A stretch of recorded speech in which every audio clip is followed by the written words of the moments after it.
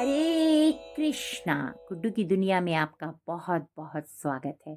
तो हरी हरी बोल सीरीज में आज हम आपके लिए लेकर आए हैं एक बहुत ही सुंदर कथा। कथा प्रारंभ करने से पहले मैं आप सभी से विनती करना चाहूंगी कि आप कथा को स्किप करके ना सुने, कथा को ध्यानपूर्वक ही सुने।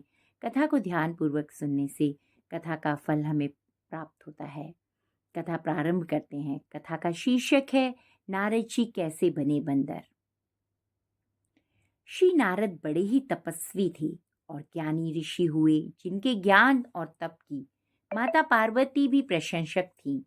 तभी एक दिन माता पार्वती श्री शिव से नारद मुनि के ज्ञान की तारीफ करने लगी। शिव ने पार्वती जी को बताया कि नारद बड़े ही ज्ञानी हैं, लेकिन किसी भी चीज का अहंकार नहीं होता।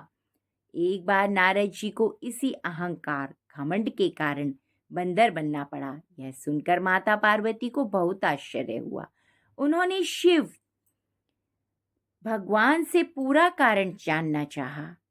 तब श्री शिव जी ने बतलाया, इस संसार में कोई कितना ही बड़ा ज्ञानी हो, लेकिन श्री हरि जी जो चाहते हैं वो उसे बनना ही पड़ता है।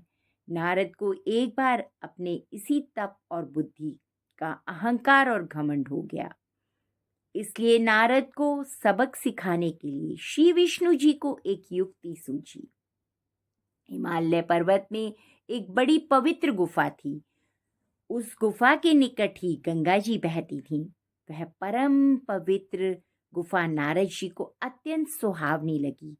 वहां पर के पर्वत और नदी वन को देखकर उनके हृदय में श्री हरि की भक्ति की अत्यंत बलवंत हो उठी और वे वहीं बैठकर तपस्या में लीन हो गए।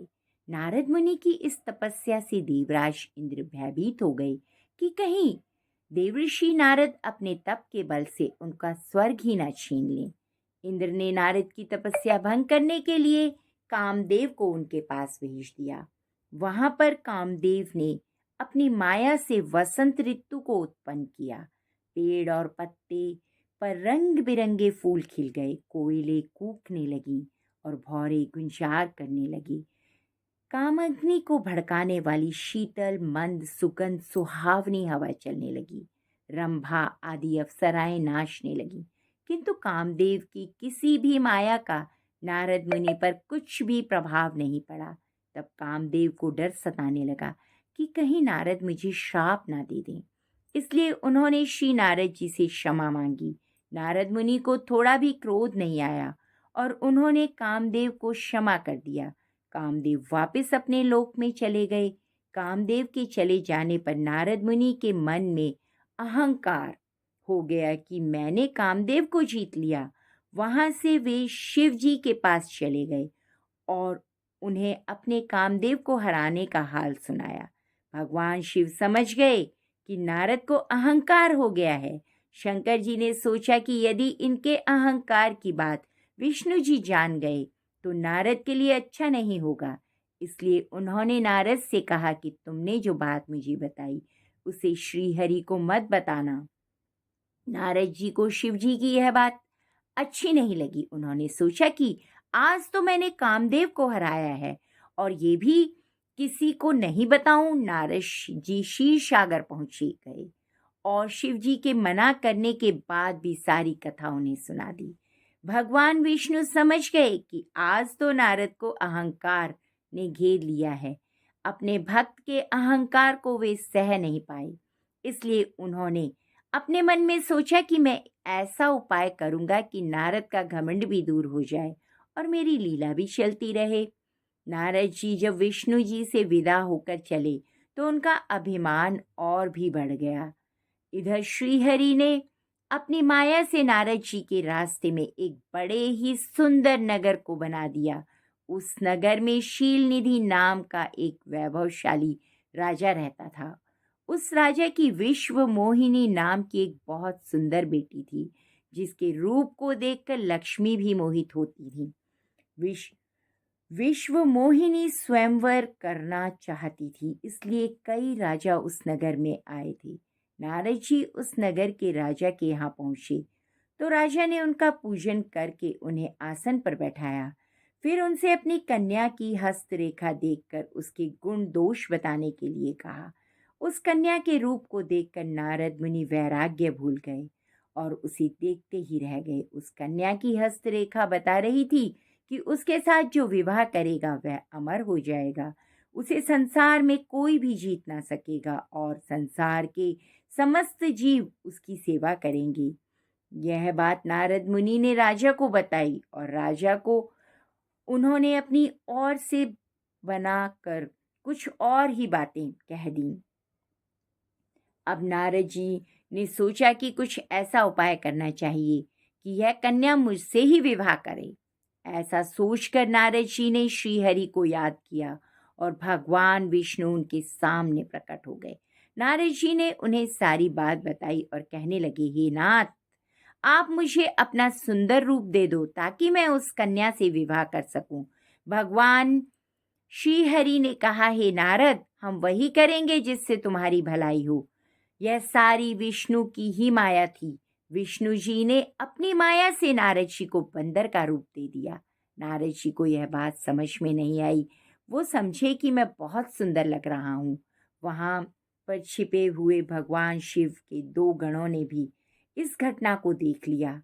ऋषिराज नारद तत्काल विश्व मोहिनी के स्वयंवर में पहुंच गए और साथ ही शिव जी के दो गण भी ब्राह्मण का रूप बनाकर वहां पहुंच गए।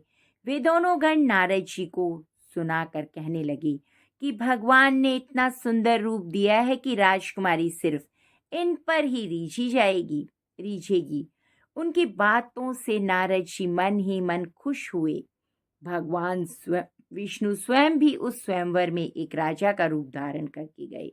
विश्व मोहिनी ने कुरूप नारद की तरफ देखा भी नहीं। राजा रूपी विष्णु के गले में वरमाला डाल दी। मोह के कारण नारद मुनि की बुद्धि नष्ट हो गई। राजकुमारी द्वारा अन्य राजा को वरमाला डालते देख वे परेशान हो उठे। उसी समय शिवजी के गणों ने ताना कसते हुए कहा, नारद जी से, जरा दर्पण में अपना मुंह तो देखिए। मुनि ने जल में झांक कर अपना मुंह देखा और अपनी कुरूपता को देखकर गुस्सा हो उठे। गुस्से में आकर उन्होंने शिवजी के उन दो गणों को राक्षस हो जाने का शाप दे दिया। उन दोनों को शाप देने के बाद जब मुनि ने एक बार फिर से जल में अपना मुंह देखा तो उन्हें अपना असली रूप मिल चुका था। नारद जी को अपना असली रूप वापस मिल गया था, लेकिन भगवान विष्णु पर उन्हें बहुत गुस्सा आ रहा था, क्योंकि भगवान विष्णु के कारण ही तो उनकी बहुत ही हंसी हुई थी। वे उसी समय विष्णु जी से मिलने के लिए चल पड़े। रास्ते में ही उन्हें उनकी मुलाकात विष्णु जी से, जिनके साथ लक्ष्मी जी और विश्व मोहिनी भी थी, हो गई। उन्हें देखते ही नारद जी ने कहा, आप दूसरों की खुशियां देख नहीं सकते। आपके भीतर तो ईर्ष्या और कपट भी भरा हुआ है। समुद्र मंथन के समय आपने श्री शिव जी को बावला बना दिया, विष और राक्षसों को मदिरा पिला दिया और स्वयं लक्ष्मी जी और कौरस्तुभ मणि को ले लिया। आप बड़े धोखेबाज और मतलबी हो। हमेशा कपट का व्यवहार करते हो। हमारे साथ जो किया उसका फल जरूर पाओगे। आपने मनुष्य रूप धारण करके विश्व मोहिनी को प्राप्त किया है, इसलिए मैं आपको श्राप देता हूं कि आपको मनुष्य जन्म लेना पड़ेगा।